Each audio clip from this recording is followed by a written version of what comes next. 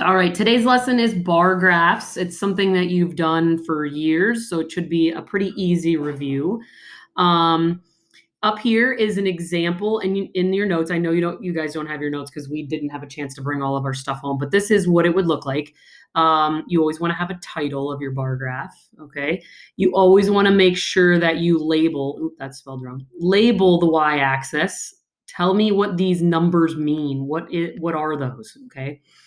Um, and you want to label the x-axis. Now, there is no data to make this graph. These are just notes to kind of remind you of things. But you usually would tell me like what this is. Like, let's say these bars represented favorite fast food restaurants.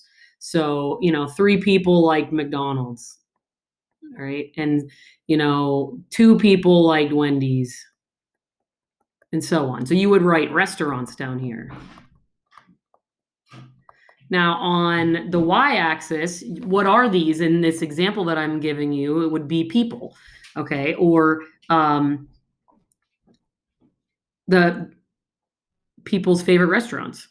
You have to tell me what the labels are. All right. Now, you want to make sure, like, here's some notes here too. Bars line up exactly with the y-axis. So if I know that there's 3 people here, you can't have your bar go above that 3 like that. It has to be below that a little bit, so that it's right at the 3. You also want to make sure that there's equal space between the bars on the x-axis. So see how there's this little space here and there's this little space here?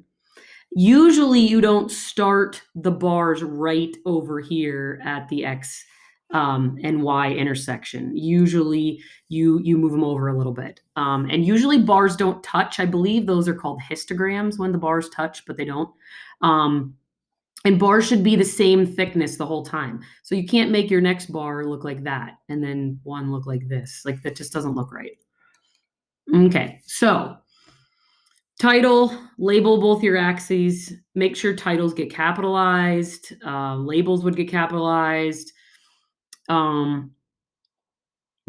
we talked about all that. Moving down to intervals and scale. These are things we've talked about with line plots. So the scale is where your line begins and where it ends. So in this case, our scale would be 0 to 8. In intervals of, you can see right here, we're counting by ones, 1, 2, 3, 4, 5. So it'd be intervals of ones.